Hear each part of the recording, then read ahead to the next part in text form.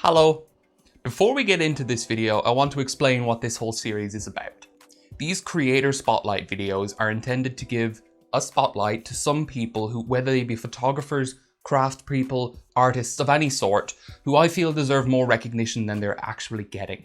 Whether that's because they are extremely talented or they have severe dedication above and beyond what most of us are capable of. I want to highlight these people and use whatever audience I manage to garner here on YouTube to showcase these people and give them the attention that I feel they deserve. Today I'm interviewing a man named Cav. He's a photographer who's done all sorts of product photography, infrared photography, and even military photography, which is how I first discovered him. And he's a complete master of his work. From the ultra wide to the super telephoto, he's an amazing photographer. So before we actually get into the video itself, I want to showcase some of his images just to give you an idea or a feel for his work. If you have any comments about this format, let me know down below and I hope you enjoy the video. So without further ado, let's get into it.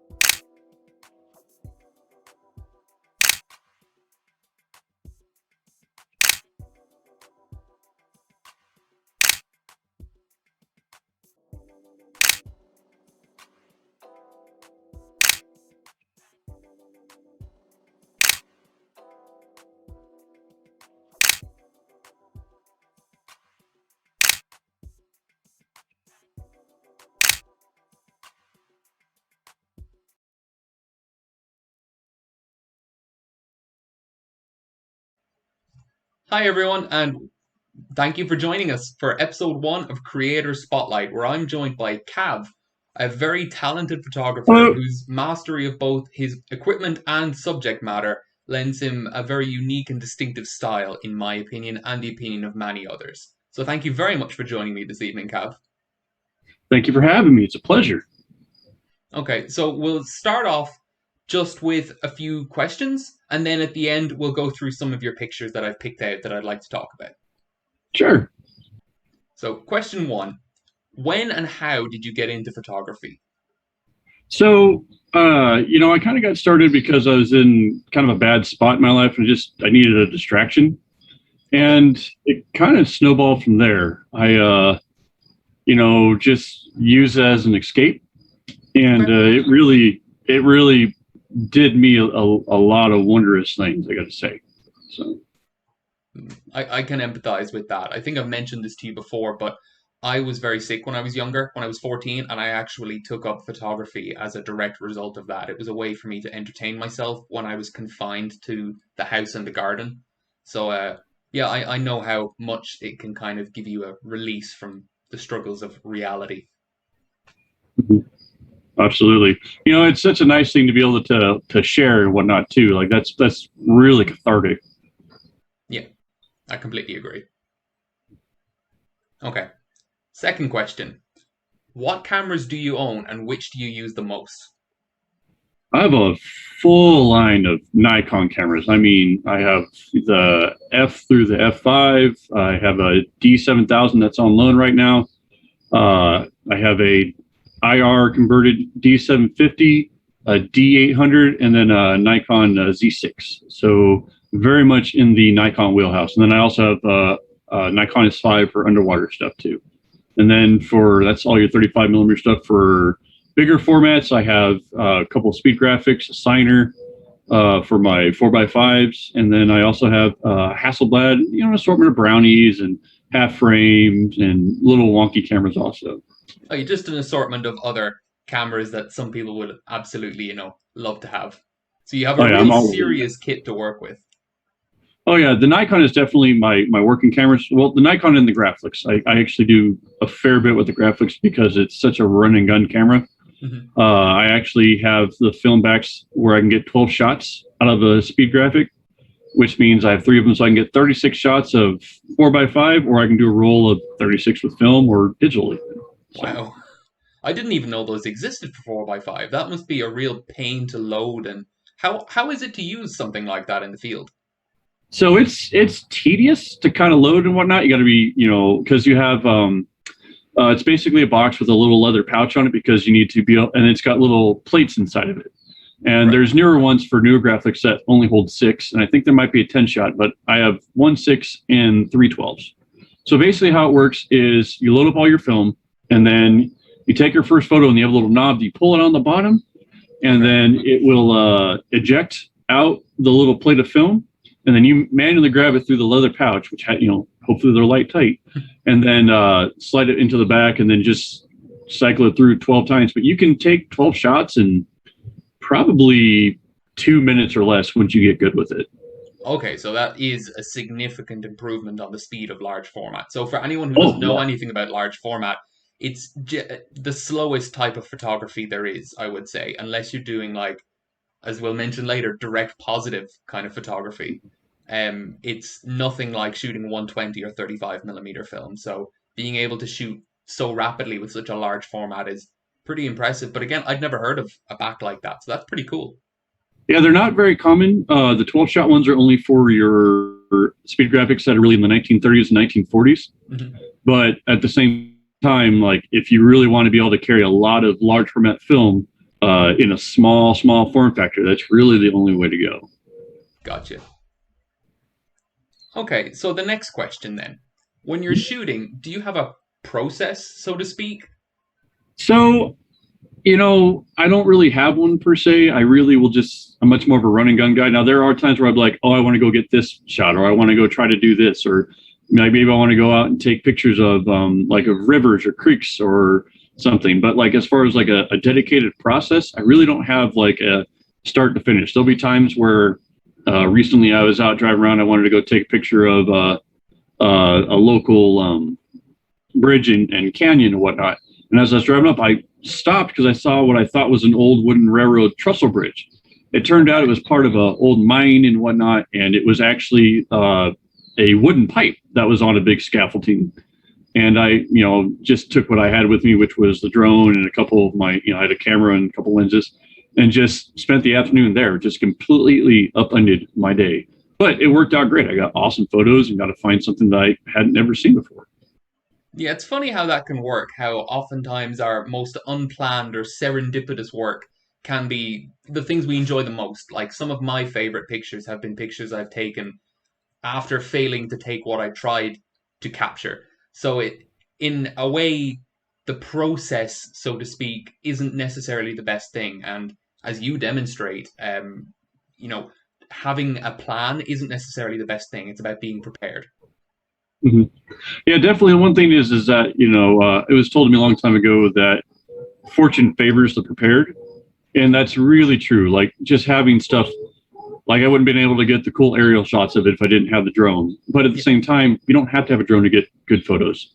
yeah, of course Land-based not. cameras have done this fabulously for what, almost 200 years now. Yeah. But I mean, a lot of it's just like use what you got. Yeah, I'm a big proponent of that. Obviously, there are times where your equipment can limit you, but it is important to be able to and know how to use your equipment to its fullest. Oh, 100% agree. Okay, fourth question for you. Bulbasaur, Charmander, or Squirtle?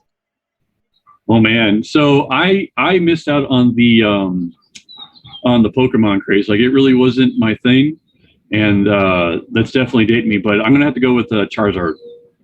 Okay, good choice. Fire type. I'll Oh yeah. let the viewers judge you however they want based on that. Okay, so I alluded to this at the beginning. The fifth question is about your style. Mhm. Both myself and many other people in the Discord server where I met you would agree that your pictures have a very distinctive style. We can usually tell when a picture that's posted was taken by you and not someone else. How do you feel about that? Do you think you have a style? And if you do you think it's a conscious thing or something that's just kind of developed naturally? It's such a weird thing. I really don't feel that I have a style per se. I just kind of go out and do my thing, and sometimes I'm bound by what I'm trying to photograph or whatnot. Like I do a lot of, or I did a lot of interior shots and helicopters and whatnot. So wide angle and certain specific fisheyes worked really well for that. I also like to go use telephoto lenses for landscapes for that compression and whatnot. Once somebody once called it telephoto smash, which I thought was a great term. But it's really it's like handwriting. My handwriting, look at my handwriting, and it just looks like handwriting. That's it. But if someone else looks at it, they're going to know that I wrote that. And I can look at someone else's handwriting, and to them, it's just their handwriting. But to me, I'm like, oh, so and so wrote that. I know that. Yeah, that's a really good way of looking at it. I wouldn't have thought of it like that. Yeah, I suppose it is just something that develops naturally, but you don't necessarily think of. There are probably just some subconscious things about your lens choices or the type of framing that you kind of tend towards that lends Mhm. an overall style to your body of work without having a conscious style to any given shot. Yeah, it's such a funny thing. I'm so far all over the map, everything from ultra wide to super telephoto, and not a lot of medium ultra wides. I actually don't have any 35 millimeter prime lenses in my kit, not one, with Okay. one exception actually, and it doesn't count because that's on the Nikonis, and for underwater, that's actually more like a 50 due to The refraction of refractive water and index. whatnot. Yeah, yeah. Okay. Yeah, but so I guess, and I have been looking kind of to fill that gap, but not real hard. But the thing is I guess like large format, ultra large format, medium format. Like I jump all around in formats and whatnot to where I feel it's hard for me to pin down like an exact certain style of shooting that like I always want to go do. Hmm. Okay. Well, thanks for that. Right. The sixth question. Do you develop your own film? And if so, do you have a favorite type of developer? So I'm very blasé when it comes to developers and whatnot. So when it comes to color, I do develop my own film.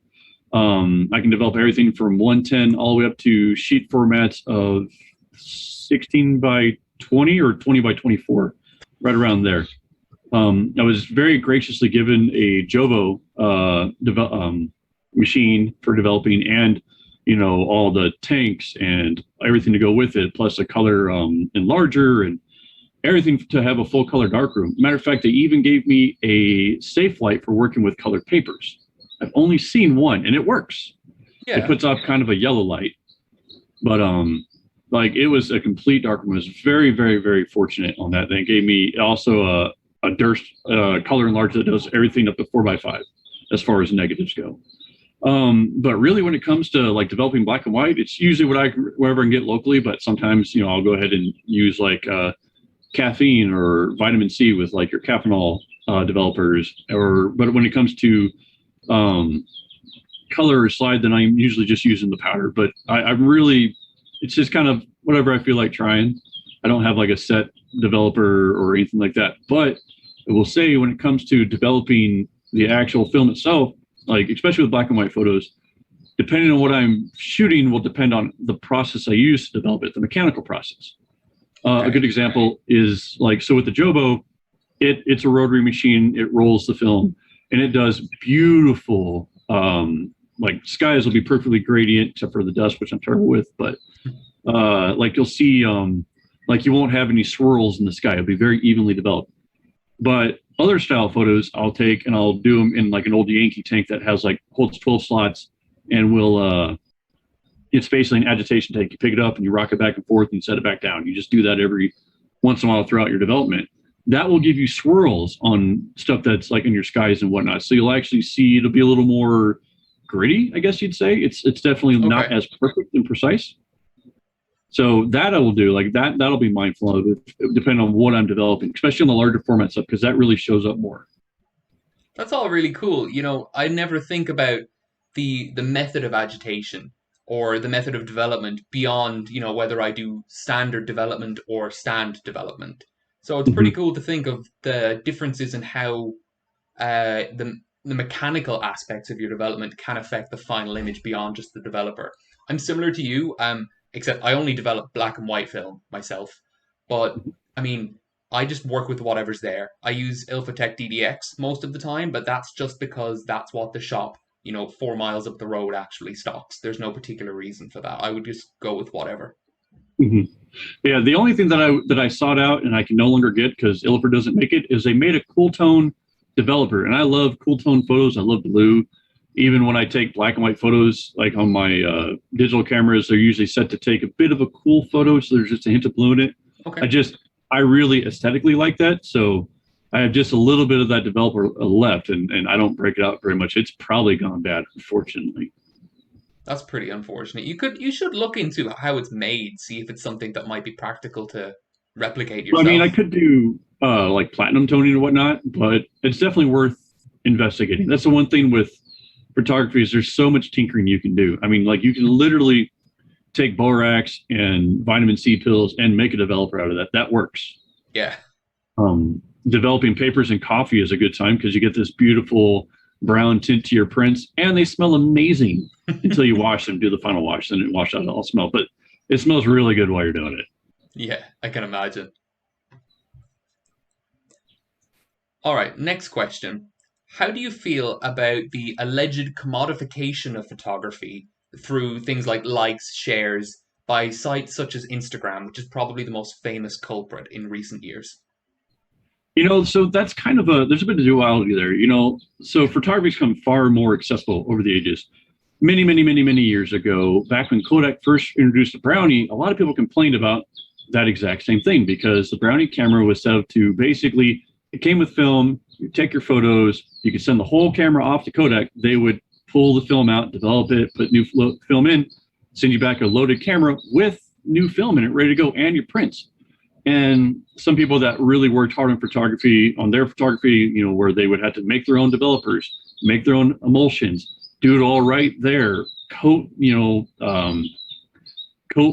and make, tin types and all that stuff on the fly. Well, all of a sudden it just got really easy, comparatively speaking to the time. So, there's kind definitely of a gatekeeping kind of perspective, to be blunt. Oh yeah, and then you saw that again when you went from film into digital. So when digital became a thing, and I remember like my first digital camera was an old Sony, I think it was the Mavics, or I can't remember how you say it. It's been so long, but it had a floppy drive, right? Okay. And like the thing was ridiculous. I thought it was amazing, and the pictures were low resolution. They're like 1.2 megapixels or a megapixel. And the thing is unfortunately, in that very early age of digital photos, a lot of those photos are not very useful by today's standards. I mean, it's nice that we have them, but film would have been better because digital didn't catch up. However, it was so much more convenient. Like you could just pull out and take a couple photos, and if you didn't like them, you could delete them, and then you had space back, and it was no big deal. Like, and you didn't have to wait. Like you got the instant gratification and whatnot. So now we've rolled into smartphones and all that stuff, and it's even easier. The smartphones have gotten amazing for cameras. Yeah, especially in the last like 5 years. Oh yeah, 100%. But the thing is like when it comes to Instagram, like really it's two different camps for me. The one that I really like are guys and gals where I can be like, oh wow, this is gorgeous photography, or man, I haven't really ever thought of that. I want to try that. So they engage with you, and they also engage with like your mind, and also like some people don't want to take photos, they just want to consume, and that's totally fine. So like I can't go to Malaysia, very easily, or I can't go to Kenya very easily, so I can't go and see those things. So that kind of stuff, and people can't come out to where I'm at very easily, and there's been plenty of places where I've gone that I photographed that you just simply aren't going to get to go to. I've been very, very fortunate to have that kind of freedom. So it's nice to share all that. Yeah, but that's on the a good perspective. Yeah. On the flip side, though, there's like the people that like the stereotypical, and people think of influencers in the negative way. Like I was over in Lithuania. We're by this beautiful castle. It was across a large lake from us. And there were a couple of folks that were like definitely like the main character right there. It seemed like because they're getting, dozens and dozens of photos taken by someone for them and for their Instagram and whatnot. Like that kind of thing I'm not super keen with because it's, like take photos for Instagram, share it, consume it, enjoy it. But the big thing is the enjoying part. Like don't enjoy just all the likes that you get on Instagram. Like enjoy the scenery around you. Like they went out there and they got all these photos of them standing in front of this lake with a castle in the background, but they didn't really look at the castle. Like they're like, okay, we got our photos, we hit our quota. Let's get out of here and go on to the next thing that we can put on the gram. Like that, I'm not really keen on. It's not because it's been made more accessible or not, but because you basically have turned taking photos into and Instagram into the reason that you're doing things. Not like Instagram should and Facebook and everything else should be, in addition to what you're doing. And the other thing is whenever you look at all these Instagram feeds, and mine included, is that you're looking at a curated list of photos. Like, and it's really easy to look at those photos and be like, man, I really wish I could take all these great photos. Well, not every photo I take is great. I take lots of bad photos. But it's kind of like because you always think about all the stuff that you have and that you've done. So you're, comparing your entirety of your photography and whatever you're doing to my highlight reel. And that's not fair. Like always take it in context and just outside the frame are things you're not going to be able to see. So like right now I have behind me, some nice, grass and whatnot.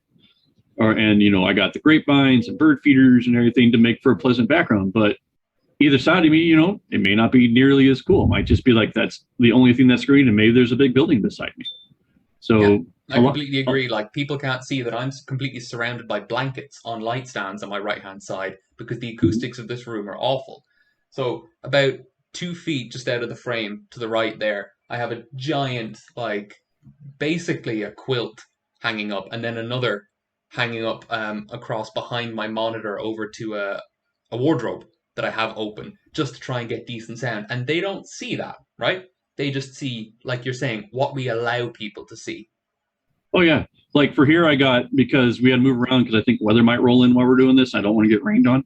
So I got, I'm using a Nikon Z6 with a Sony art or a Sigma art lens. I've got a monitor above that. I have a shotgun mic right there. And just out of frame, I have 2 lights to kind of fill this in because I'm sitting under the porch. So I'm using all that, all that combined helps to make, what I perceive to be hopefully something that's more enjoyable for the audience. Yeah, I completely agree with you. There's a lot more work into these kind of things, and people, especially more casual people who aren't really into photography, so to speak, they don't understand and see, that there's a lot of kind of background stuff, whether it's post-processing of photographs or set design and this kind of thing. It's not just, as a photographer, you literally do not just take a picture.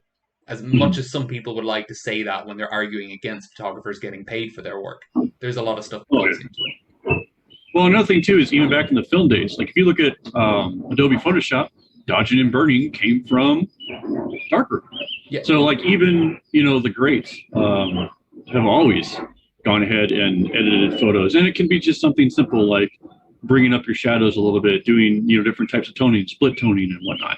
But there's always extra work. Like the capturing of the photo is only the first step.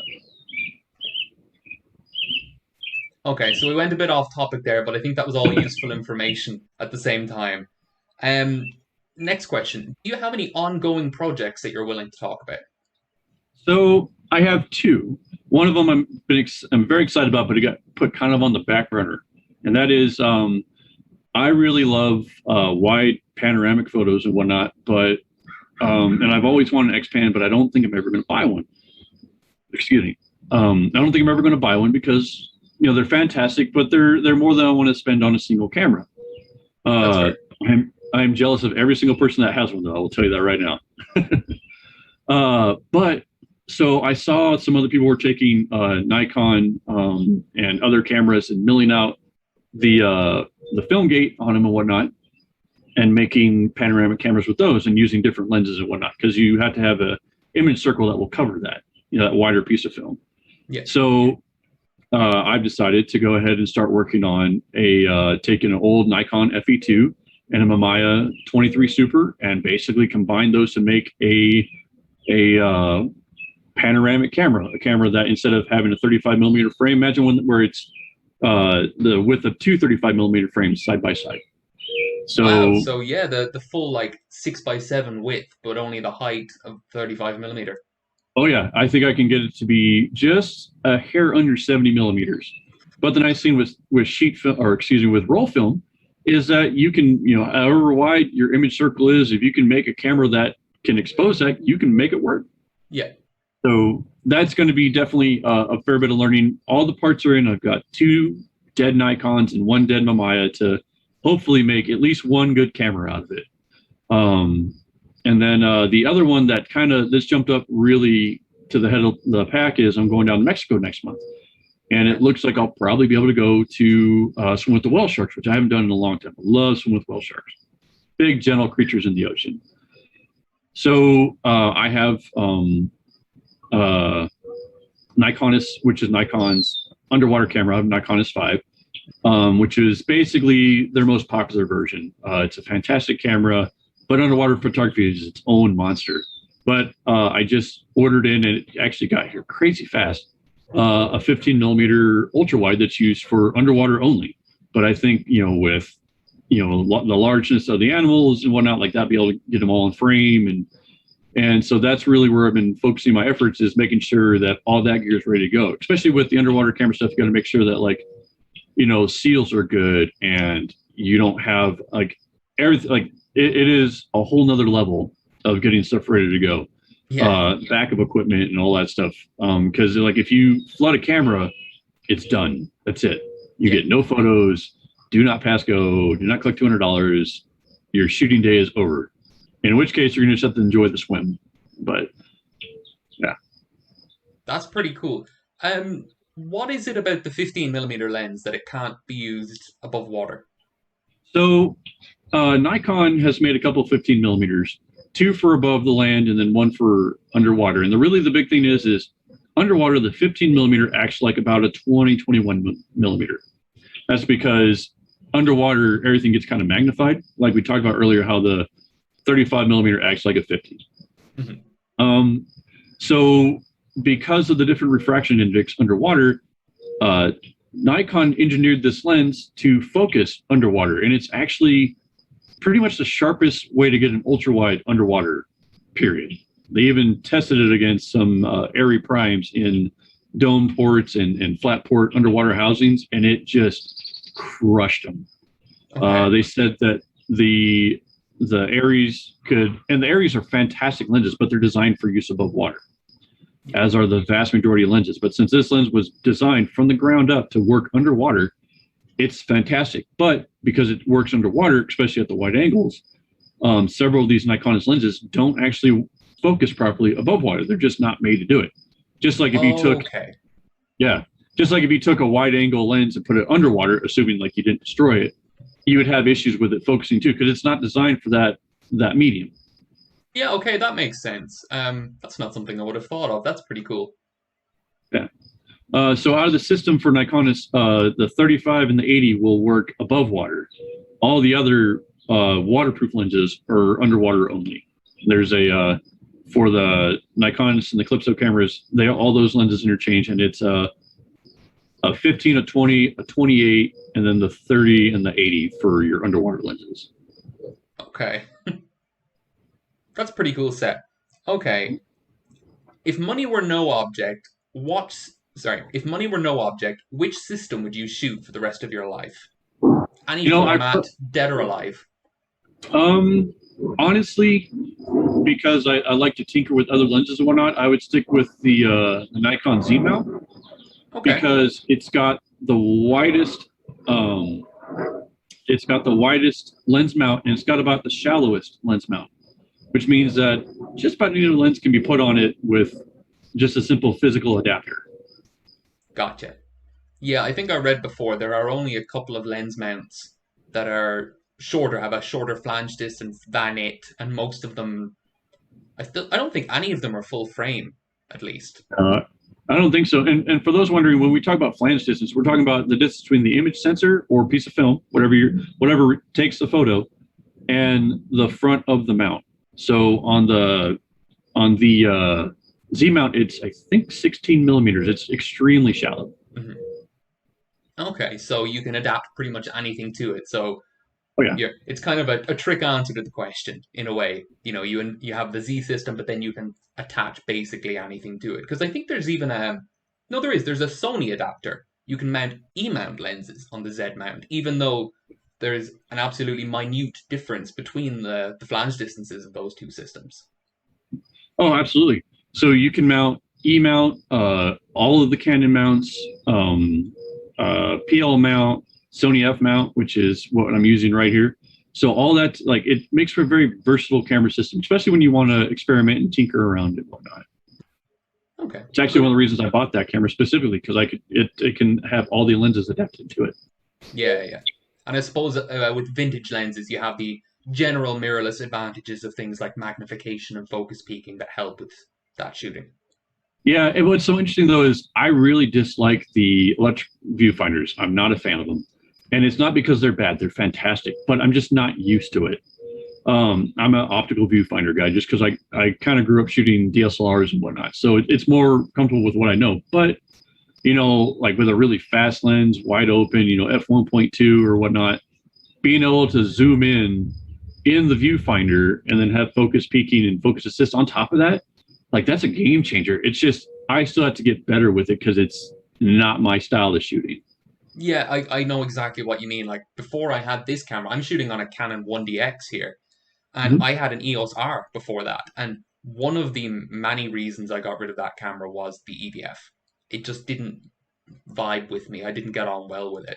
And like you, I appreciate it because I shot Fuji before that and I loved it. But it needs to be implemented properly as well as your own personal familiarity with it. So I understand where you're coming from. Oh yeah, I have a Panasonic Luminex LX100 Mark II, and it's like my little pocket camera, and whatnot, and it's a fantastic camera. I absolutely loathe the viewfinder on it though, Yeah. because so it's a sequential one, so it flashes red, green, blue, really, really fast, right? Oh, So you can, like, if you blink, you might have only gotten the red and the green, so then all of a sudden colors start looking weird.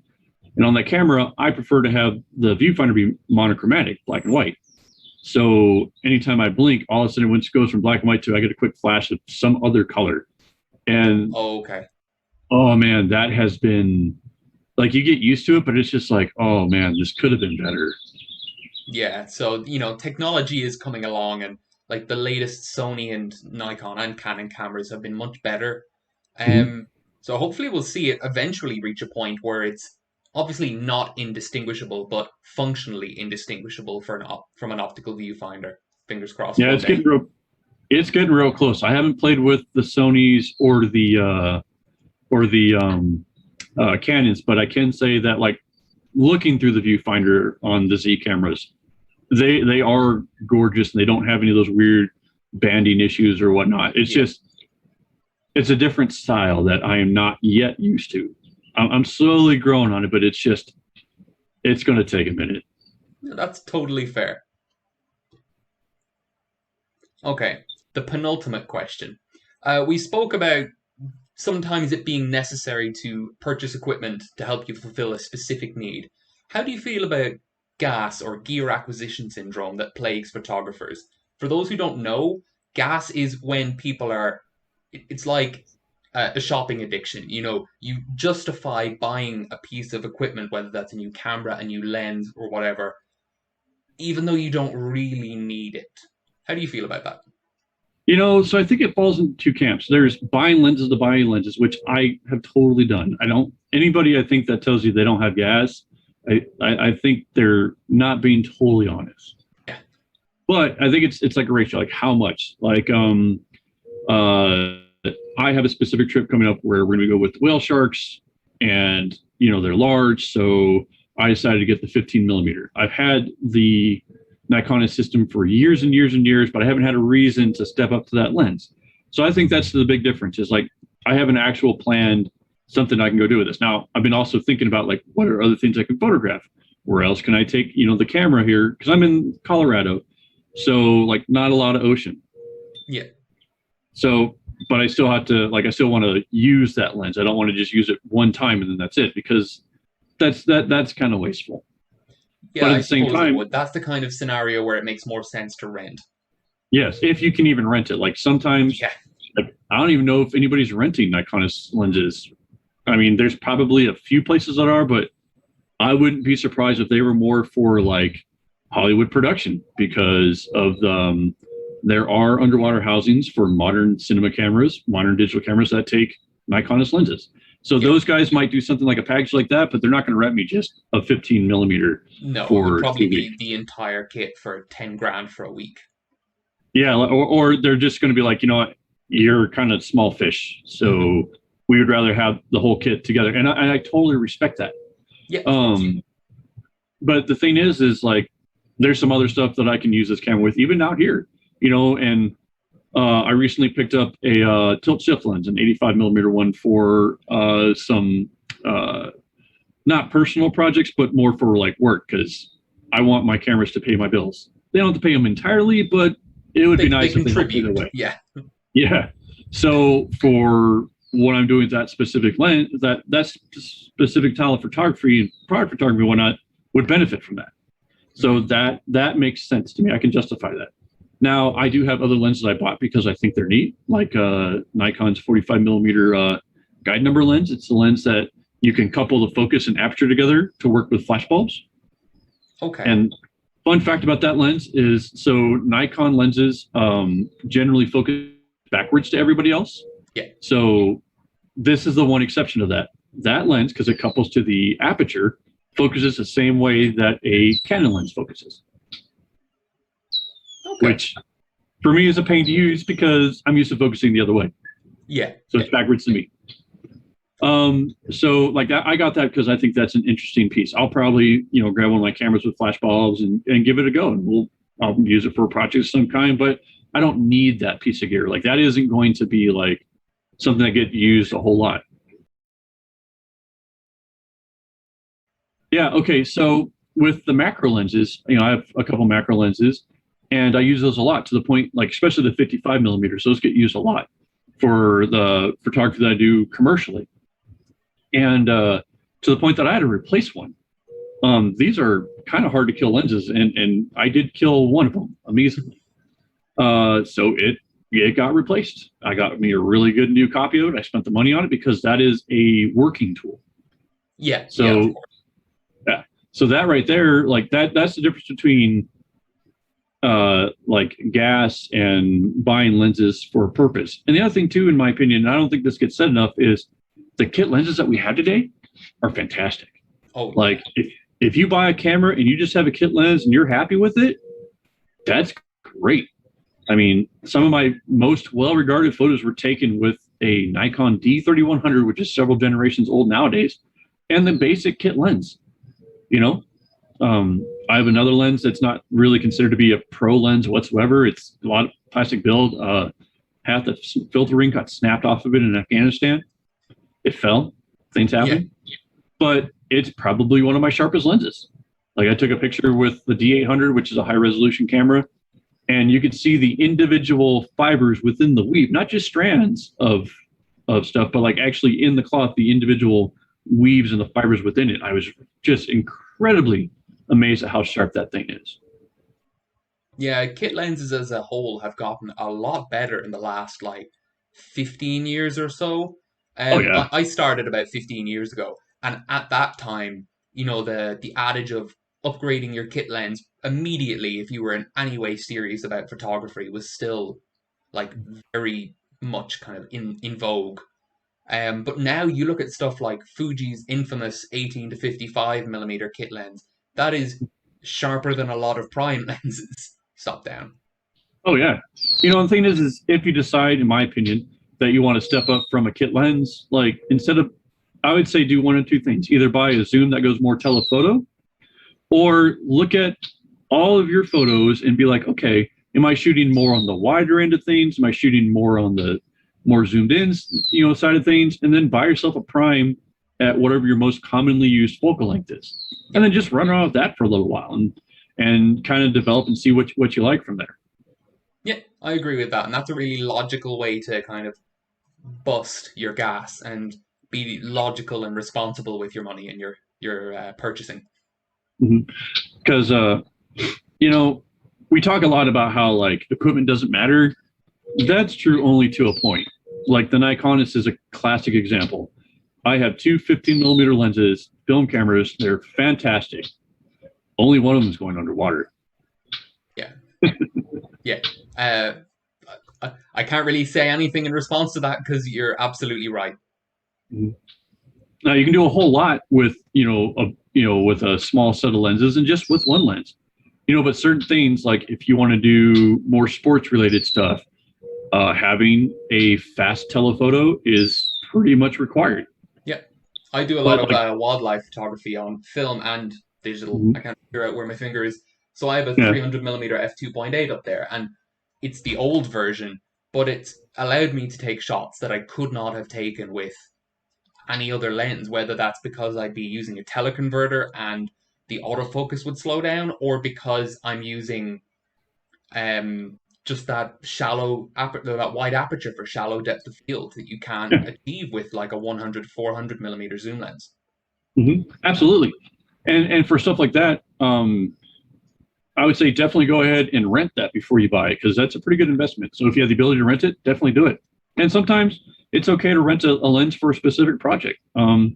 I went to go do a photograph of an osprey for a museum. They wanted an osprey in flight, and they wanted a certain style of the photograph, right?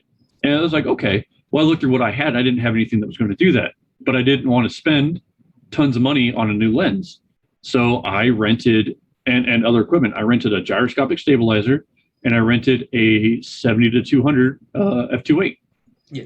And then I used my D800 and we got the shot.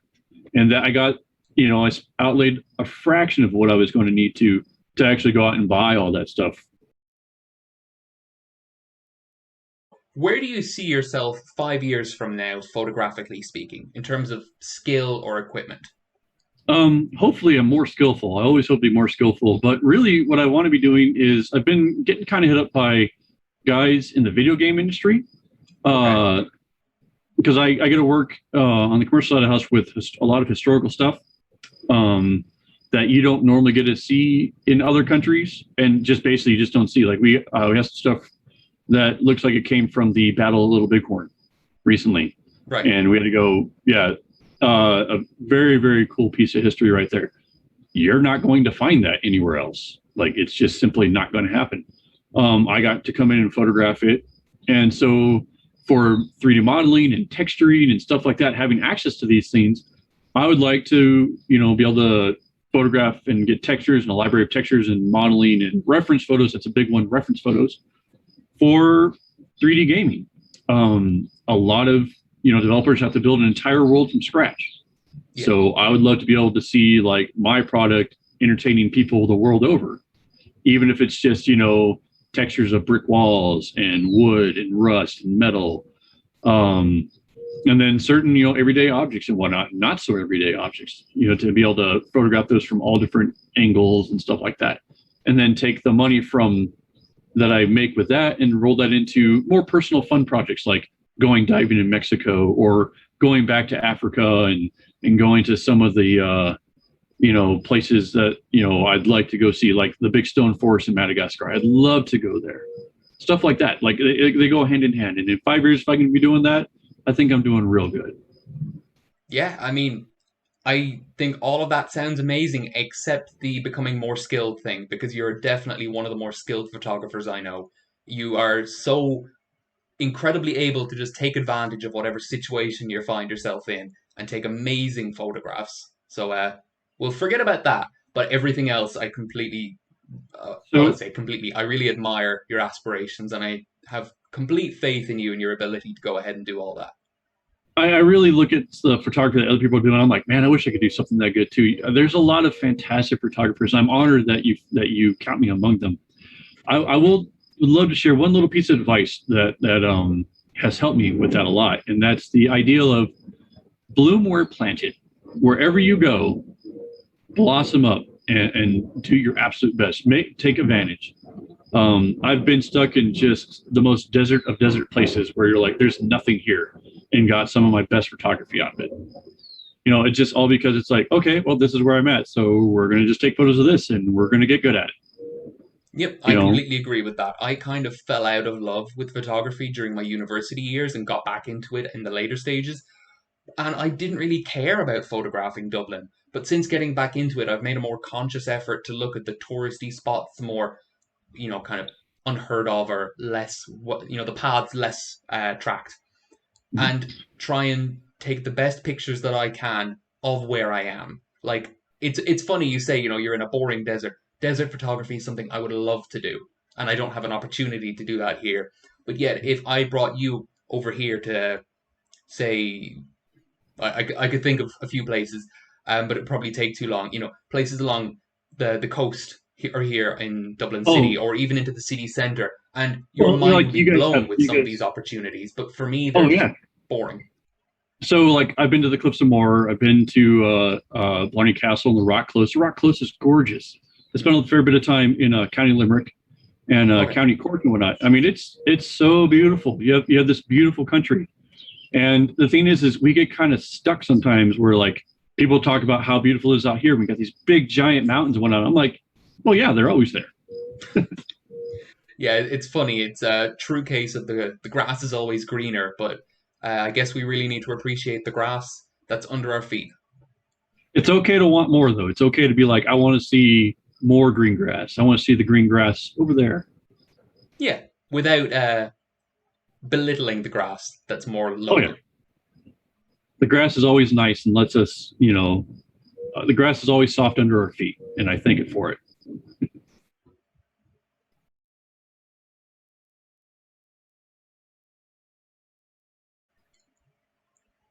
Okay, so I've just sent you three pictures that I think are kind of, in my opinion, some of the peak of your photography that I've seen.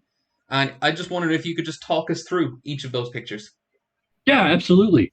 Okay, so we'll start with the first one. All right, absolutely. We'll start with the first one. So the first one is an infrared photo. That was shot with, I have an infrared converted Nikon D750. I found it at a local camera store. I've been kind of hemming and hawing over converting one of mine, and that was one of those seize the moment kind of things. They had it for a ridiculously cheap price, and I immediately bought it. So that was shot with my much loved Nikon 15 millimeter. I have an old Nikon 15 millimeter f5.6. It's a cool lens. I love ultra wides. And so with that lens too, even though I'm not using this photo, it has filters built into it on a rotating turret. But I Okay. think it's the only Nikon camera lens that the turrets are built into it, but it doesn't have a turret sticking out of it, if that makes sense. Like the barrel doesn't Okay, bulge out it's anywhere. completely enclosed within the lens barrel. Yeah, and I got a little fungus in it at one point in time, so I had to tear the whole lens apart to get that out cleaned out and whatnot. And actually got to look at the mechanism and how they flip and flop out of the way. It's really clever. But so that was taken not too far from me, uh, and it's a actually kind of I think a 1 second exposure to get kind of the flow of the water, and you have like one of the big tells that's IR is you have like where the sky would normally be blue is really dark, and your Yeah. foliage is really white. Like so, leaves, pine needles on living plants and whatnot is really white because plants they they use photosynthesis, so they use visible light to produce energy and whatnot to sustain themselves. Well, they reflect pretty much all infrared light because they don't use it, so why keep it? Yeah. So that's how that one came about. And the funny thing about that day was I was taking the photos and whatnot, and then someone once said that you can never take a good photo downstream. Like everybody always takes pictures facing upstream, right? So, like if you think about it, how often, like you look at waterfalls, you look at the stream. This photo is another example of that. You're looking upstream, right? Yeah, I've never The thought of that, photos. but that's completely true. I'm trying to think of my own river So landscape photography. whenever I take photos at a river and whatnot, I always try to take good photos facing downstream. And there was a set of photos that went with this that faced downstream that I was pretty happy with too, to show like motion of the ocean and whatnot. So sometimes like I'll hear like you can't do this. This isn't you can't take a good photo like this. And I'm like, let's actually find out if we can or we can't.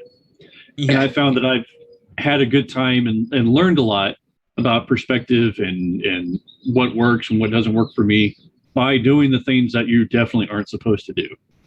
Yeah, I mean the rules are guidelines, I think, in photography. They're trends of what tends to work. Things like the rule of thirds. If you don't have anything in mind, a rule of thirds composition generally works pretty well most of the time for most subjects. But there are definitely times where breaking the rules helps. or works really Okay. well. And yeah, I'll have to go back and check those pictures. Yeah, definitely. I'll send it to you so you can see because it's from the same point, but it's just turned over 90 degrees looking down the river. So Okay. So this second picture, this is the more military kind of aspect of your work. Talk us through this one. okay, I think this might have been taken with the same lens. It's been a while, but I have this in my 15 millimeter folder. So this lens, sorry, this photo is one of my favorites. Matter of fact, I lost this negative for like 8 years, and recently, like maybe a month ago, I found it, and I was so over the moon because I've been looking for this negative literally for almost a decade. I was very I'm gonna upset with have to myself that interrupt you here then. Where was it? where so this is embarrassing. It was in my big binder of negatives. It just happened to be in the wrong spot. Okay. It wasn't with the rest of the frames from this. It was in one little spot all by itself with no negatives around it. And then what happened was I was put some stuff away and the binder fell out. All the negative sheets fell out. I had to go put them all back in one by one. And as I was going through, I was like, oh, wait a minute. Whoa, whoa, whoa, whoa. Pull up to a light. I was like, oh, no way. Oh, no way. Threw it right in the scanner. I was like, I found it. So, yeah, because I only had like a lower quality lab scan of it. Yeah. So, I can only imagine how good that felt.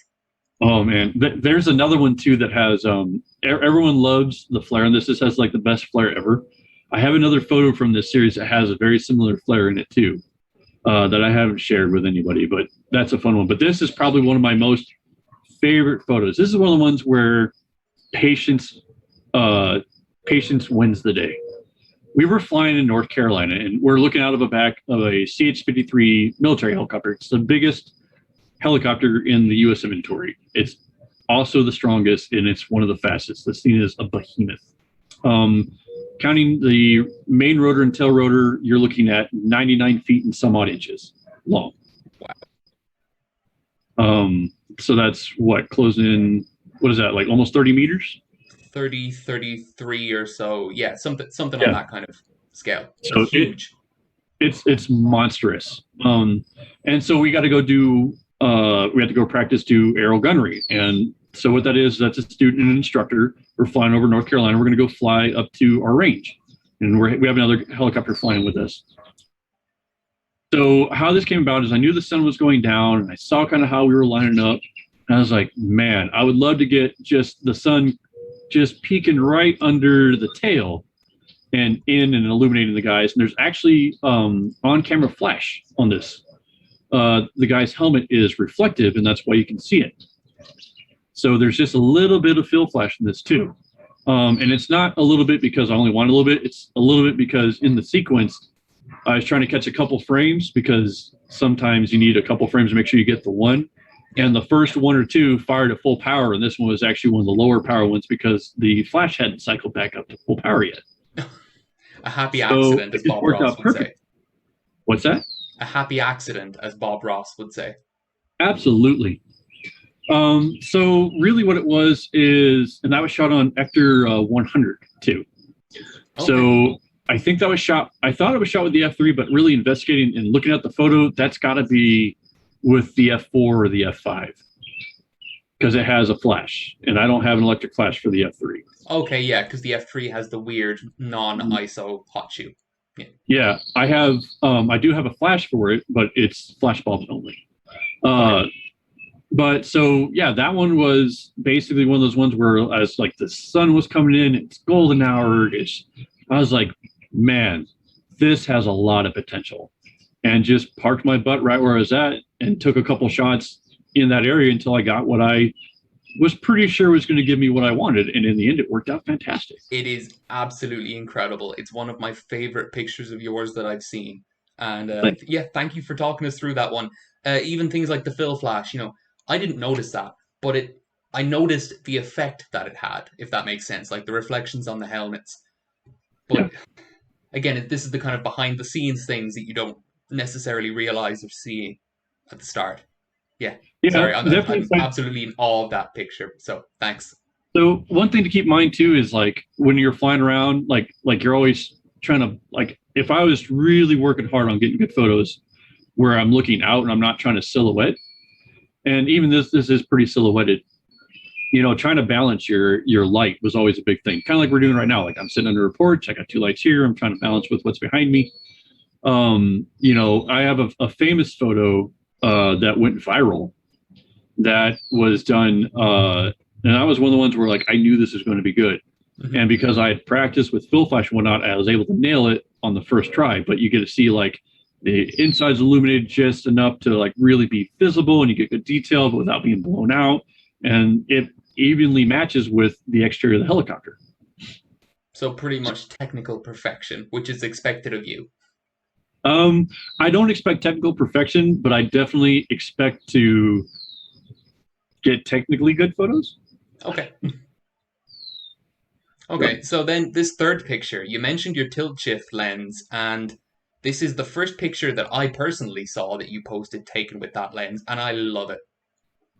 Oh man, so yeah, this is shot with this is shot on the, I'd have to look. It's either the Z6 or the yeah, it's the Z6, definitely.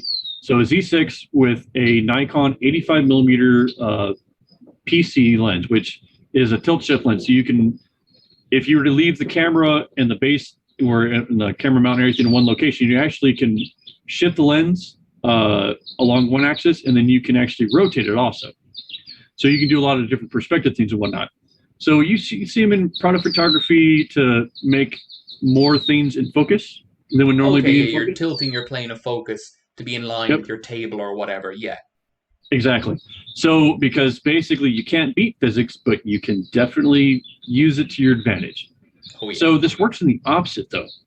So if you take it and you take a picture of something that's big and vast and far away, if you tilt the lens, you can make it look like it's a miniature.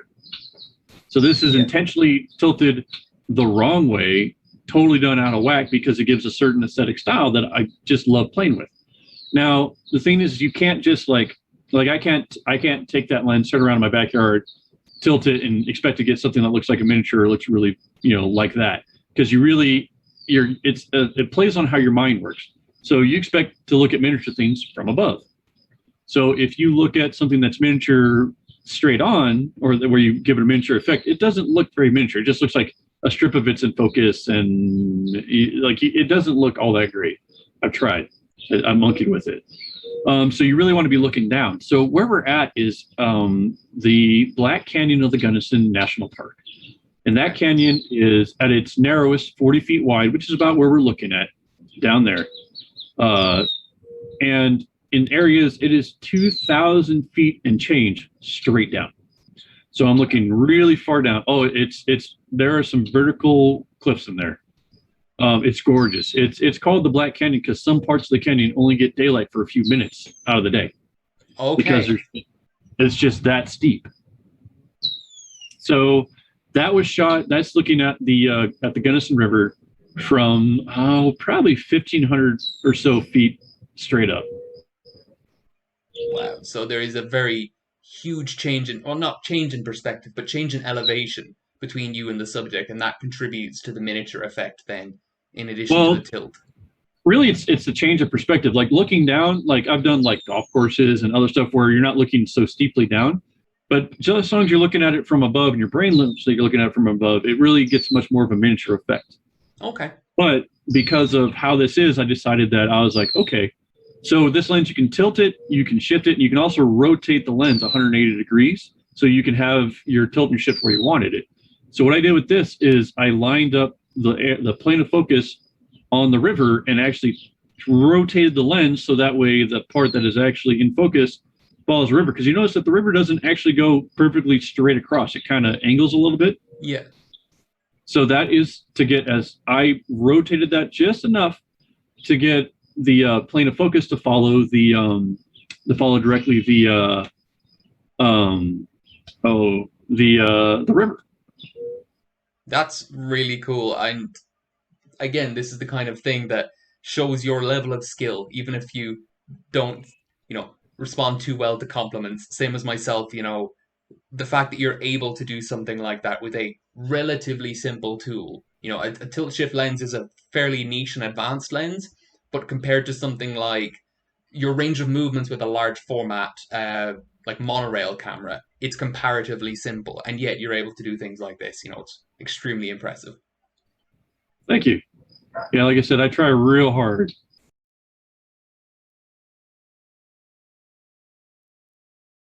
So one thing too is like I'll always deep dive on photos if somebody wants to know how I did it. I'll always share exactly how I did it. I don't hide any of that stuff because I would like to, it's good to share knowledge and whatnot. And I can give you all this information. I can take you to the same place and you and I will not take the same photo. Yeah, that's very true. And the other thing too is if I'm gatekeeping, knowledge and whatnot, like I'm not really being a good steward to the knowledge, in my opinion. If I know how to do something and someone else is trying to figure out how to do it, I will do everything I can to teach that. So that way they can know, like, this is what I was thinking, this is what I was doing, this is what I use. So if they want to try it their own way or give it their own spin, then they're able to. Yeah, I completely agree with you. We're all in the same community, whether it's digital or film photography, we're all photographers, and it's, in my opinion, in all of our best interests to help each other and educate each other. Especially people like me to a lesser extent, but you especially, who have the experience and the breadth of experience with equipment and situations to kind of help the next generation so that photography can stay alive and continue to grow. Oh yeah, photography is built on all those that came before it. So if I can help lay a foundation in someone's photography, then I've done my part. Yeah. Well, you absolutely are doing your part, and I really appreciate it. Well, I thank you so much for all your time today. And thank you so much for inviting me out to do this. I've had a fantastic time. It's been an absolute pleasure. Before we wrap up, how can people reach you? Where do you want them to reach out to you if they have questions or just to see your work?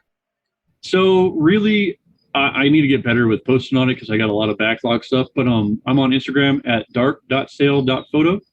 Okay, Which is so kind I'll of, put that on screen and I'll put a link to it in the description just so everyone can hook up with you there. yeah, I don't have a website yet, although I should probably get one. I hear that's the new hotness. But yeah, dark sail comes from living on my sailboat and developing photos and whatnot on the sailboat. So dark room, sailboat, dark sail is where we're at. Great. Well, look, I hope you have a lovely day or, well, afternoon for you. I'm going to go and have my dinner. I hear it being dished up downstairs. That's kind of perfect timing. So, yeah, thank you very much again for joining me. And for everyone who's joined us for this, hopefully you enjoyed it. And we'll see you around for episode 2 at some point later on in a couple of months. See you, everybody. Bye, everyone. If you like the channel, please consider subscribing or even donating to my Patreon, where the tiers start at just €1 per month.